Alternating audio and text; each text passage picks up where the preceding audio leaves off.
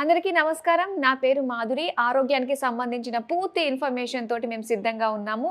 మరి బోలెడన్ని ఆసక్తికరమైన విషయాలు, టిప్స్ గురించి మనకు తెలియజేయడానికి మనతో పాటు ఉన్నారు celebrity homeo physician doctor Chetan గారు. నమస్కారం డాక్టర్ గారు. నమస్తే మేడం. డాక్టర్ గారు, అలానే ఈ మధ్య కాలంలో నర్వ్ వీక్‌నెస్ ఇది ఎప్పటినుంచో వింటూ వస్తున్నాము. సో దీనికంటూ ఏదైనా స్పెసిఫిక్ డైట్ అంటూ ఉందా అండి? చాలా మందికి ఏం ఉంటదంటే నోషన్ నరాల్లో బ్లడ్ ఫ్లో అయితుంది అని అనుకుంటారు. హ్మ్. నరాల్లో బ్లడ్ ఫ్లో కాదు. నరాల్లో ఎలక్ట్రిసిటీ ఫ్లో అవుతుంది. ఓకే. రియల్ ఎలక్ట్రిసిటీనే. నరాలు బాడీలో కరెంట్ ఒక్క కాడికి వెళ్ళి ఇంకో కాడికి పంపిస్తాయి. అంటే వైర్స్ లాగా మన వైర్లే. బాడీలో. వైర్లే. బాడీలో వైర్లు అంటే నరాలు. ఇప్పుడు నేను ఈ చెయ్యి ఇట్లా ఎత్తాలి. నాకు నరం చెప్తుంది. బ్రెయిన్కి వెళ్ళి సిగ్నల్ వస్తుంది. చెప్తుంది చెయ్యి లేపు అనేసి. అయితే మన చెయ్యి లేస్తుంది. ఇప్పుడు బండి నడవాలంటే ఎలక్ట్రిక్ బండి అనుకోండి, కరెంట్ వస్తేనే నడుస్తుంది కదా. ఇప్పుడు నేను నడవాలంటే ఎట్లా నడుస్తా కరెంట్ లేదంటే నా బాడీలో? అవునా కదా? అవును. సో ఈ కరెంట్ సప్లై మొత్తం మేనేజ్ చేసేది నరాలు. ఓకే. ఇప్పుడు ఈ నరాల్లో కరెక్ట్గా కరెంట్ పాస్ అవ్వాలి. అయితే దానికి ఎలక్ట్రోలైట్స్ కావాలి. ఎలక్ట్రోలైట్స్ అని పదం ఎందుకు వాడుతున్నాం మనం?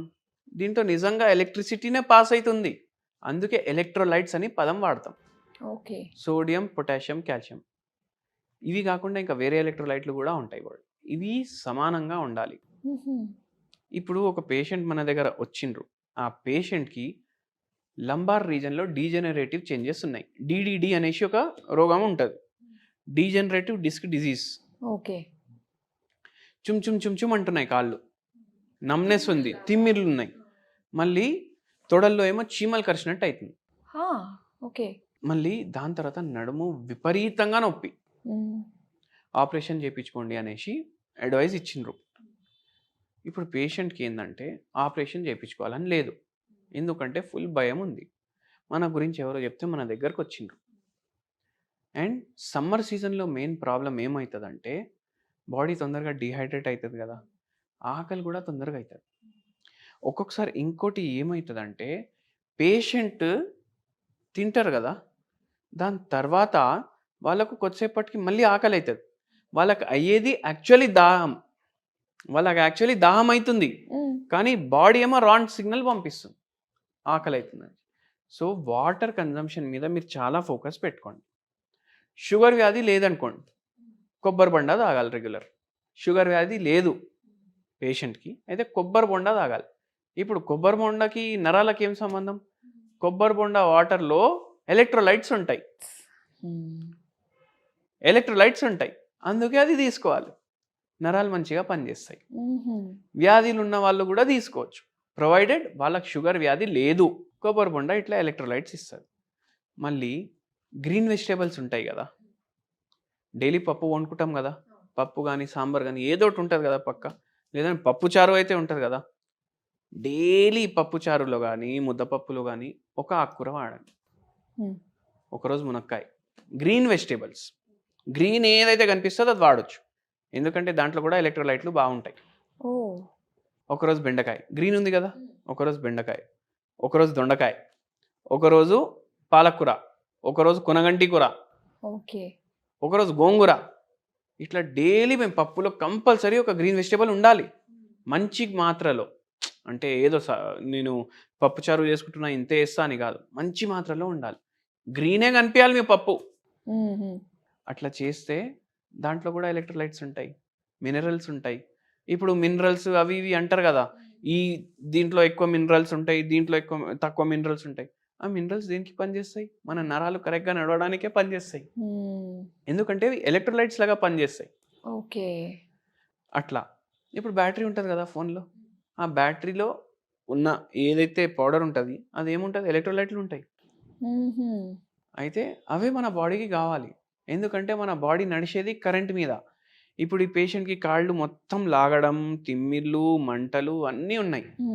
అండ్ ఏముండే అంటే సరిగా నడక కూడా జర చేంజ్ అయిపోయి.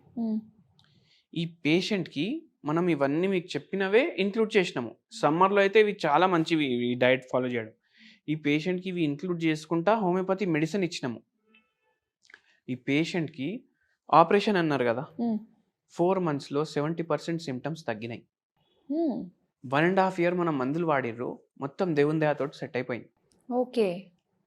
వితౌట్ ఆపరేషన్ తగ్గింది. సో నరాల ప్రాబ్లం ఉంటే కూడా మీరు ఈ డయట్లు మీ దాంట్లో ఇంక్లూడ్ చేసుకోవచ్చు. అండ్ చాలా బెటర్మెంట్ కూడా ఉంటుంది మీకు. నరాల నొప్పి లేదు అంటే కూడా మీరు ఇంక్లూడ్ చేసుకోవచ్చు, నరాలు స్ట్రాంగ్ ఉంటాయి. కొంచెం ఎవరన్నా కాస్త తక్కువగా తినడం, బయట ఫుడ్‌కి అలవాటు పడడం లాంటివి చేశారంటే వాళ్ళకి ఎక్కువగా ఈ నరాల బలహీనత వచ్చే అవకాశం ఎక్కువగా ఉంటుందంటారా? అవును, మళ్ళీ ఆక్సిడేటివ్ స్ట్రెస్ పెరిగిపోతుంది కదా బాడీలో. వాడు 1 kg కర్రీలో 1/2 kg నూనె వాడతాడు. ఓకే. మనకు బయట టేస్ట్ ఎందుకు నచ్చుతుంది మీరు చెప్పండి? అదే ఆయిల్స్, ఉప్పు, ఆయిల్. కారాలు అన్నీ ఆ. బావుంటాయని. కారాలు ఓకే. ఆయిల్ ఎక్కువ ఉంటే, ఫ్యాట్ ఎక్కువ ఉంటే ఫుడ్‌లో మన నోట్లో దాని టేస్ట్ ఎక్కువసేపు ఉంటది. ఓకే. నోట్లో ఎక్కువసేపు టేస్ట్ ఉండడం వల్ల మనం దానికి అడిక్ట్ అవుతాం.